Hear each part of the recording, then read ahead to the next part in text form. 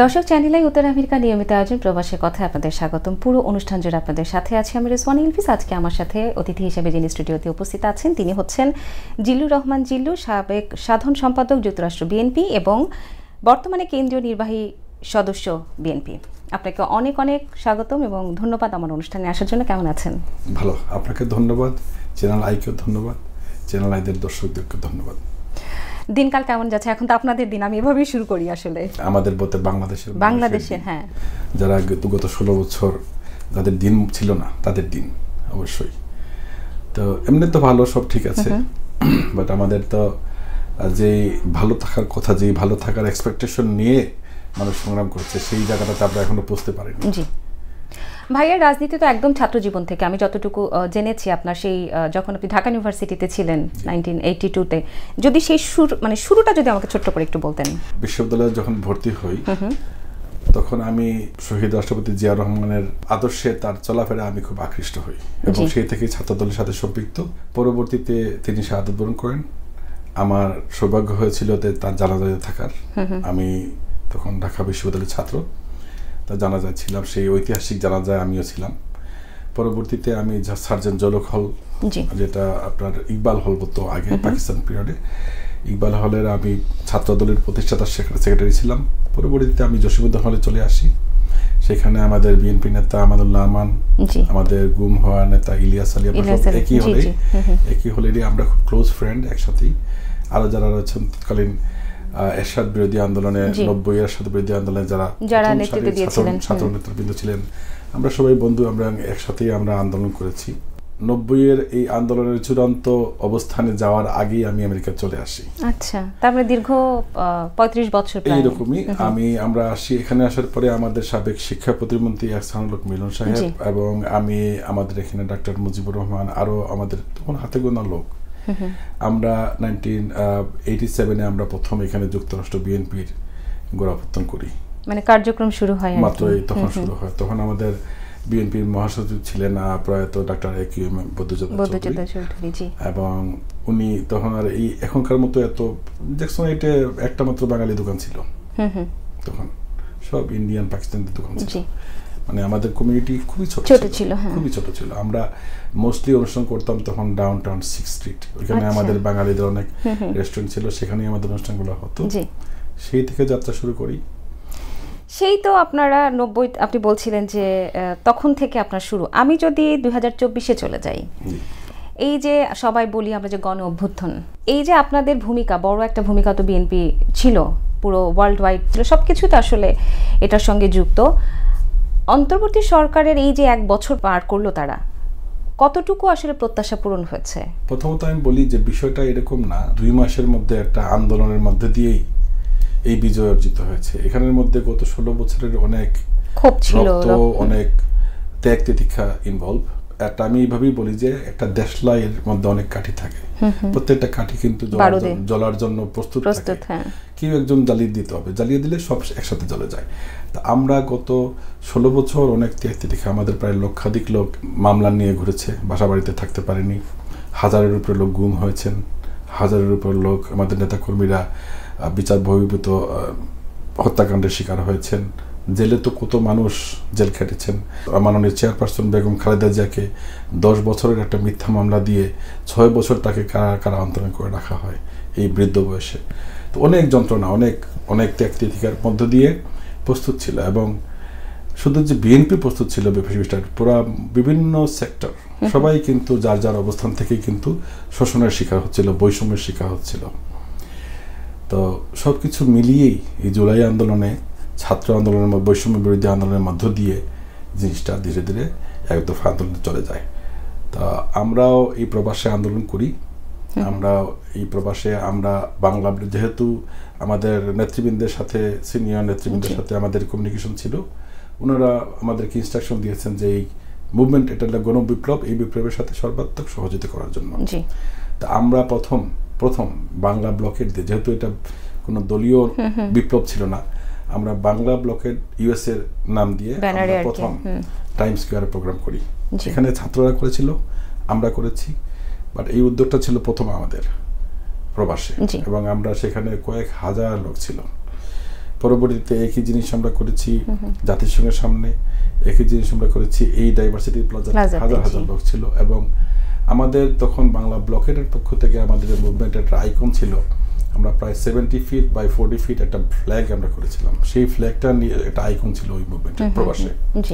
আমরা এটা করেছি। এর আগে তো মনে করেন যে প্রবাসে আমরা দীর্ঘদিন আন্দোলন করেছি।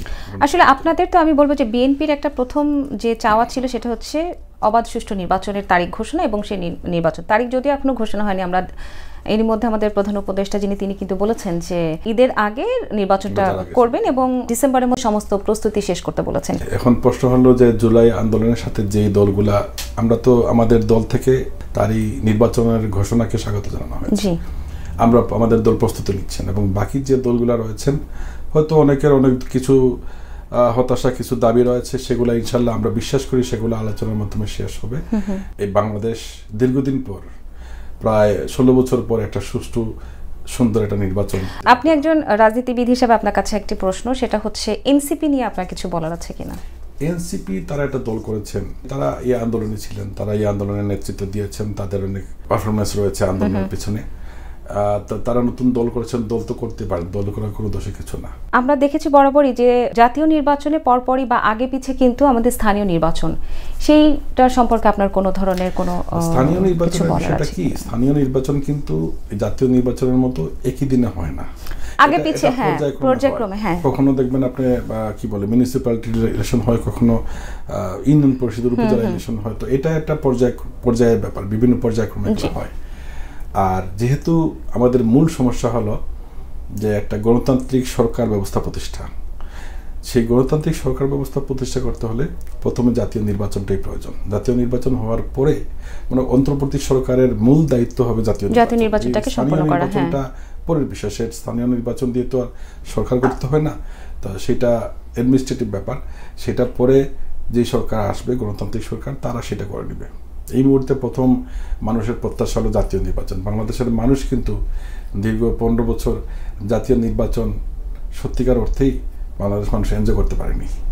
তো ইনশাল্লাহ আমরা আশা রাখি যে আগামী 2026-এর ঈদের আগে, রোজার আগে মানুষ সেই জিনিসটা এনজয় করবে। আমাদের দেশে নির্বাচন জানেন এটা একটা উৎসবমুখর পরিবেশ হয়, কিন্তু বিগত ইলেকশনে আমি দেখেছি তিনটা ইলেকশনে আওয়ামী লীগের লোকরা ভোট দিতে জানি, কারণ তারা জানে রেজাল্টটা কি হবে।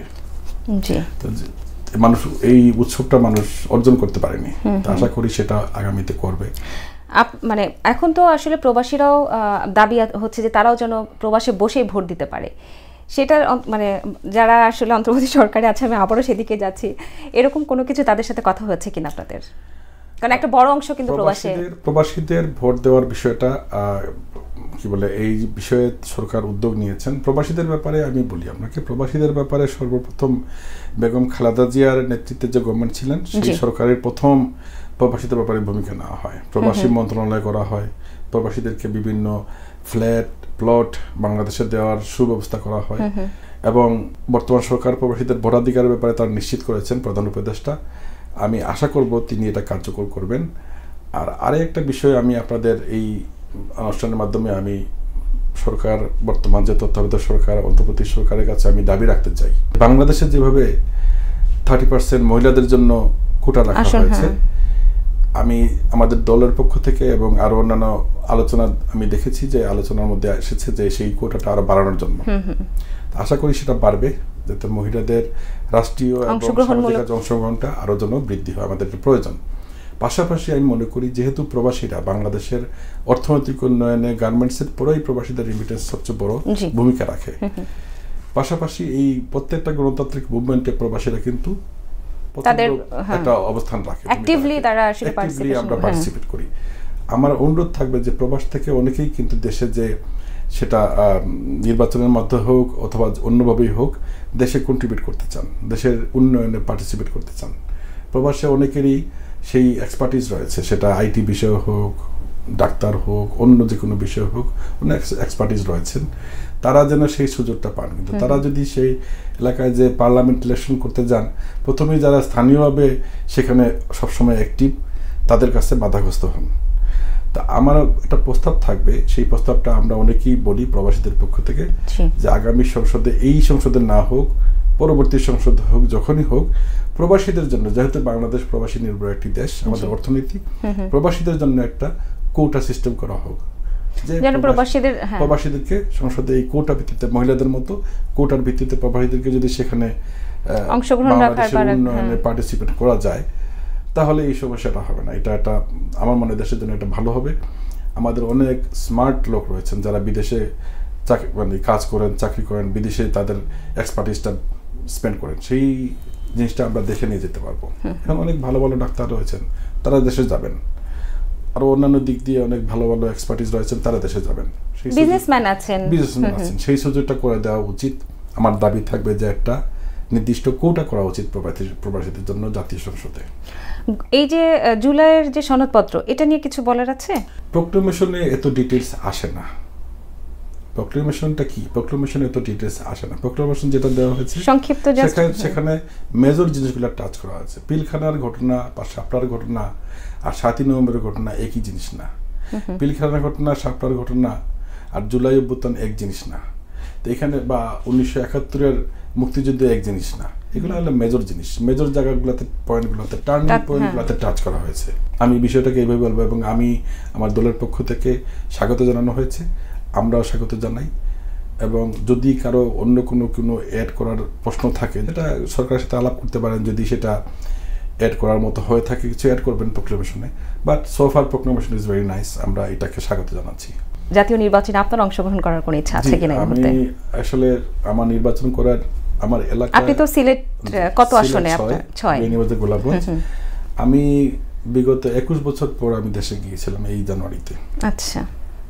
তো সিলেট, ঢাকা এবং সিলেট দুই জায়গাতেই আমার এলাকার মানুষ, দলের নেতা কর্মী সবাই এসেছিলেন, আমাকে ওয়ার্ম রিসেপশন দিয়েছেন, যেটা আমি এক্সপেক্ট করিনি। আমি যখন সিলেটে যাই, তখন সিলেটের প্রত্যেক সিনিয়র নেতৃবৃন্দ সহ আমার এলাকার প্রচুর নেতাকর্মী এয়ারপোর্টে এসেছিলেন। তা আমি খুব আবেগ আপ্লুত হয়ে, যেহেতু 21 বছর পরে দেশে যাই, আমি গত 16 বছর যেতে পারিনি। 1/11-এর সময় আমাকে থ্রেট দেওয়া হয়েছিল, আমি যেতে পারিনি দেশে। তো তারপরে আমার এলাকায় যাই, আমার এলাকায় সমস্ত নেতাকর্মীর সাথে আমার বৈঠক হয়েছে, আলাপ হয়েছে। অনেকেই আমাকে খুব বলছেন যে আপনি আসেন, আমরা চাই আপনি আসেন। আমি একটা কথা দাবি করে বলতে পারি যে এই প্রবাসে আমি দীর্ঘদিন রাজনীতি করতেছি। আমাকে যারা রাজনৈতিকভাবে আমার প্রতিদ্বন্দ্বীও, দলের ভিতরে হোক অথবা বাইরে থাকবেই, কেউ বলতে পারবে না যে আমি কোনো কারো কাছে 1 টাকার কোনো ধরনের 2 নম্বরই করেছি। ক্লিন ইমেজ, আমি বিশ্বাস করি যে আমি একজন ক্লিন ইমেজ, অন্তত এইসব বিষয়। তো সেই হিসাবে আমাদের নেতা জনাব, অ্যাক্টিভ চেয়ারম্যান জনাব তারেক রহমান বলেছেন যে আগামী প্রার্থী যারা হবেন তাদের সবাইকে তিনি ক্লিন ইমেজের প্রার্থী তিনি নির্বাচিত করতে চান। তা আমি বিশ্বাস করি যে আমি আপনার এলাকার মানুষের যে প্রত্যাশা, আমাদেরও প্রত্যাশা। তবে শুধু যে পার্লামেন্ট মেম্বার হলে পরেই যে দেশের জন্য কিছু করা যায়, আমি এটাতে বিশ্বাস করি না। যদি আমার দল মনে করে যে না ঠিক আছে জিল্লু সাহেব, আপনি অন্যভাবে দেশের জন্য কাজ করবেন, দলের সাথে থাকবেন, I will do that. But of course আমি যাব এবং নমিনেশন দেওয়ার ইচ্ছা রাখি। আমি, আমাদেরও প্রত্যাশা থাকবে, আমরা আশা করব যে আপনি দেশে যাবেন এবং নমিনেশন নেবেন এবং নির্বাচন করবেন এবং জয়ী হয়ে আবার আমাদের এখানে আসবেন, বাংলাদেশে যাওয়া আসা করবেন। আপনার জন্য অনেক অনেক শুভকামনা থাকলো। আমার দর্শকদের জন্য যদি কিছু বলেন। Thank you so much. দর্শকদেরকে বলছি, চ্যানেল আই আমাদের একটা প্রিয় চ্যানেল, আপনারা সবাই সম্পৃক্ত থাকবেন আর আমার জন্য দোয়া করবেন যে আমি যেন এই দেশে যে আগামীতে এলাকার জন্য, দেশের মানুষের জন্য আমার সারা জীবনের যে অর্জন, সেই অর্জনের অভিজ্ঞতা নিয়ে যেন কিছু একটা করতে পারি। অনেক ধন্যবাদ। দর্শক, এই ছিল আজকের মতো। পরবর্তীতে দেখা হবে নতুন কোনো অতিথির সাথে। সেই পর্যন্ত ভালো থাকুন, সুস্থ থাকুন, দেখতে থাকুন চ্যানেলের সকল আয়োজন।